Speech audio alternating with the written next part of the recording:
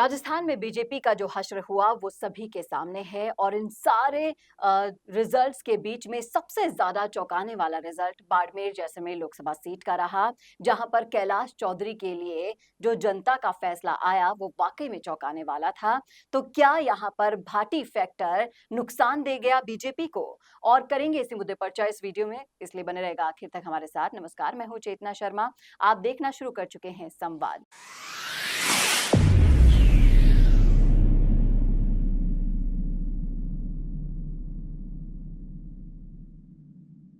और इस मुद्दे पर बातचीत करने के लिए मेरे साथ मौजूद हैं हमारे editor in chief Varun Bhansali जी।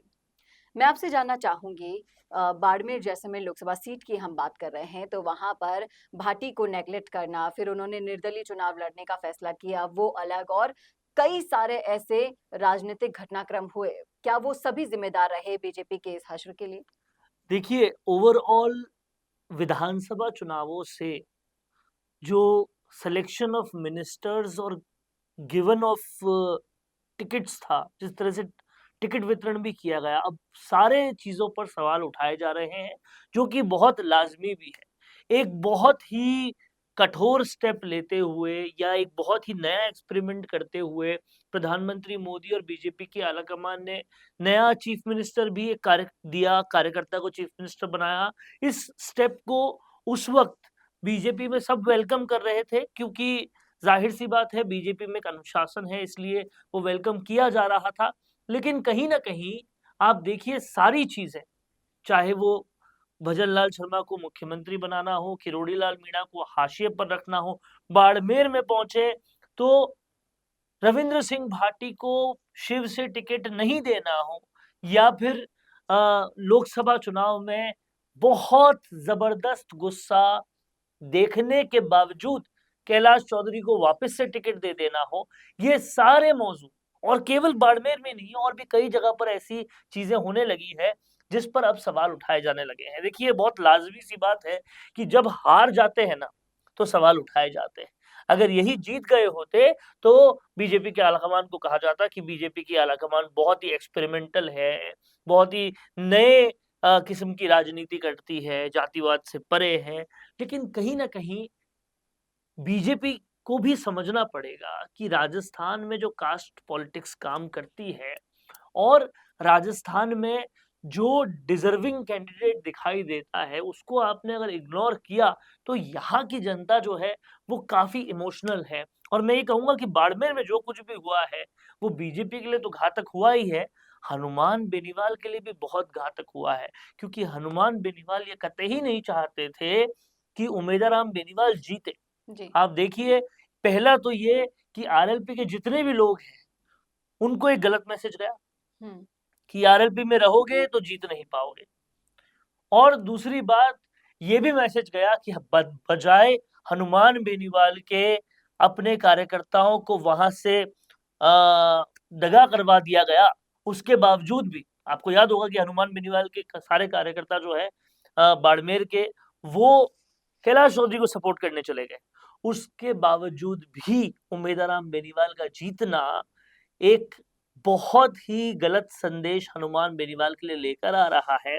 और ये कहीं न कहीं हरीश चौधरी के लिए भी एक बहुत गलत संदेश है, क्योंकि हरीश चौधरी भी अंदर खाने यही रणनीति लगा रहे थे कि हम्म। उमेदराम बेनीवाल अगर हार जाएगा, तो सारी की सारी जाट राजनीति जो है बाड़मेर, जैसलमेर क्षेत्र की, वो मेरे पास आ जाएगी। जी। उन आपको क्या लगता है कि क्या बीजेपी आलाकमान एंटी इनकम्बेंसी को भांपने में कहीं न कहीं चूक कर गई? देखिए, एंटी इनकम्बेंसी को भांपने में, या फिर यूँ कहें कि कैंडिडेट के खिलाफ, पूरी भाजपा के खिलाफ भले ही एंटी इनकम्बेंसी नहीं होगी, लेकिन कैंडिडेट के खिलाफ जो गुस्सा था, हुँ। उनको तो नहीं भाप पाई है। क्योंकि ज़ाहिर-सी बात है, ये चीज़ आम खबरों में थी कि कैलाश चौधरी के खिलाफ कितना गुस्सा बाड़मेर में है, बाड़मेर के लोगों में है। और जब बाड़मेर को इतने ऑप्शंस मिल गए, हुँ। भाटी के फॉर्म में या उमेदराम बेनीवाल के फॉर्म में, उसके बावजूद भी ऐसा स्टेप उठाना कि कैलाश चौधरी को ही टिकट देना, ये कहीं न कहीं घातक साबित हुआ है।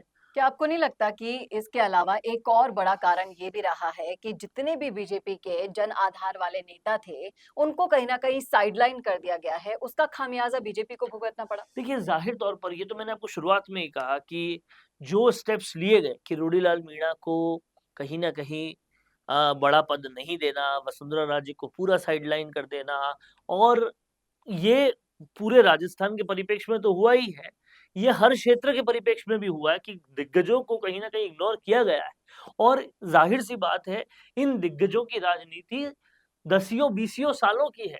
अगर आप इन्हें इग्नोर करते हैं, तो कहीं न कहीं बहुत बड़ा खामियाज़ा भुगतना पड़ता है। हालाँकि ये चीज़ सिर्फ़ राजस्थान के संदर्भ में ही कही जा सकती है, क्योंकि मध्य प्रदेश में भी नया सीएम बनाया था। जी। मध्य प्रदेश में तो पूरी सारी सीटें बीजेपी लेके आई है। मध्य प्रदेश में भी शिवराज सिंह चौहान को नहीं बनाया गया था चीफ मिनिस्टर, और एक नया चीफ मिनिस्टर लेके आए थे, लेकिन फिर भी वहाँ लेकिन पूरी राजस्थान की जब हम राजनीति की बात करते हैं, तो जिस तरीके से अभी आपने कहा और हम कई वीडियोज़ में कह चुके हैं कि जातिगत समीकरण जो है, उनको आप अवॉइड नहीं कर सकते और उसको साधने में कहीं न कहीं कांग्रेस ने बाज़ी मारी है और जिस तरीके से उसने देखिए, एक युवा बात चेहरों की पर तारीफ़ भरोसा तो करनी पड़ेगी चेतना, कि कांग्रेस का टिकट वितरण जो है, हुँ। वो इस बार बीजेपी से बेहतर रहा। और कहीं न कहीं कांग्रेस को गठबंधन का फ़ायदा हुआ है, इसको आप नकार नहीं सकते हैं। टिकट वितरण की तो आप देख लीजिए, कहीं न कहीं कांग्रेस को देखिए, प्रत्याशी नहीं मिल रहे थे। गठबंधन का फ़ायदा मैं ये कहूँगा कि भारत भर में तो बहुत ज़्यादा हुआ है। हुँ, लेकिन राजस्थान में गठबंधन के साथ-साथ टिकट वितरण बहुत बड़ी भूमिका निभा रहा है, और अगर हम सीकर की सीट जो है राजस्थान की, वो कहीं न कहीं अगर इंडिया गठबंधन के पाले में जाती है, तो हम ये कह सकते हैं कि हाँ, गठबंधन का भी फ़ायदा हुआ है। हुँ। लेकिन केवल हनुमान बेनीवाल के बेसिस पे नहीं कह सकते, क्योंकि काफ़ी देर तक तो वो पीछे ही चल रहे थे। जी। इसी के साथ-साथ अगर आप आगे आने वाली राजनीति की बात करते हैं, तो बीजेपी के लिए ये लोकसभा चुनाव क्या लेसन दे गया है? देखिए, बहुत बड़ा लेसन ये है कि एकला चालो रे की रणनीति काम नहीं करेगी, और सहयोगियों के साथ चलना पड़ेगा। और बीजेपी जिस तरीके से टू मैन पार्टी बन के रह गई थी, उससे काम नहीं चलेगा। अब बीजेपी के जो रुझान आ रहे हैं ऑल ओवर इंडिया भी, वो बहुत हद तक निर्भर कर रही है नीतीश कुमार और चंद्रबाबू नायडू पर। और अगर ये दोनों में से कोई भी अपना हाथ पीछे खींच लेता है, तो बीजेपी के लिए बहुत दिक्कत आने वाली है, क्योंकि खुद के दम पर मेजॉरिटी अभी तक तो बीजेपी नहीं बना रही। और ज़ाहिर-सी बात है, अब बीजेपी को कहीं न कहीं गठबंधन का धर्म भी निभाना पड़ेगा, और ये भी समझना पड़ेगा कि पूरी पार्टी के साथ-साथ गठबंधन को भी साथ में लेकर चलना पड़ता है। और इसलिए इस पूरे कोरम में अब संघ भी बड़ी भूमिका निभाएगा, क्योंकि अगर बहुमत आता, नंबर्स होते, तो कोई दिक्कत नहीं थी कुछ भी तय करने में। लेकिन जब नंबर्स नहीं है, बहुमत नहीं है, तो फिर एक जो डिसीजन है, वो संघ को लेना पड़ेगा। लेकिन कहीं न कहीं आप इस बात को भी नहीं नकार सकते कि अति आत्मविश्वास की जो सिचुएशन, जो भावना आ गई थी बीजेपी में, वो कहीं न कहीं उनको ले डूबने में भी देखिए, घमंड नंबर को बन ही गई। थोड़े से विनम्रता से अति आत्मविश्वास कहा जाता है।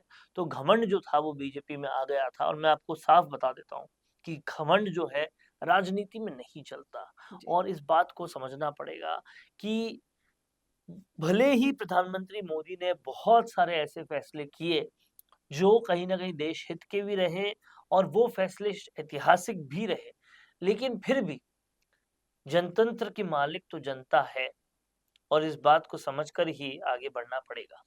तो ये तो थी हमारी समीक्षा, आपकी क्या है? क्या आप भी यही सोचते हैं जो हमने कहा है?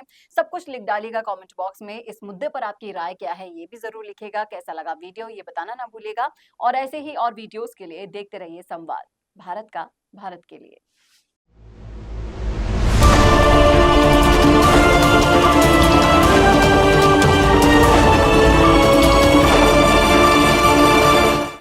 Attention, attention! Do you want to make your promotional headline news?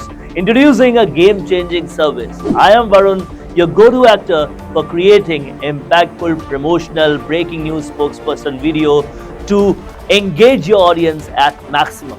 I specialize in dynamic, attention-grabbing breaking news videos that deliver your message with images, videos, logos, dynamic backgrounds, and suitable attires.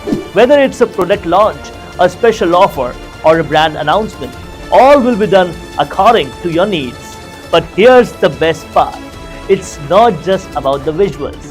It's about everything from idea to scripts, shoots to edit, and last but not the least, delivering quality video on time. Don't miss out on this exclusive opportunity. Book my gig now on Fiverr and let's make your promotion go viral.